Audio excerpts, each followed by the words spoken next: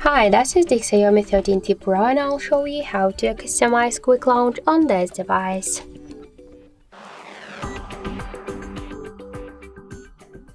So just to customize the Quick Launch from power key button, for example, now by double press we could see that the camera application is activated, but if, for example, if you wanna use the flashlight from here, you should open first the settings, then scroll down to additional settings, tap to gesture shortcuts, click to launch camera and just turn off the switcher by double press the power key to use the camera app, tap to turn on flashlight and activate the switcher.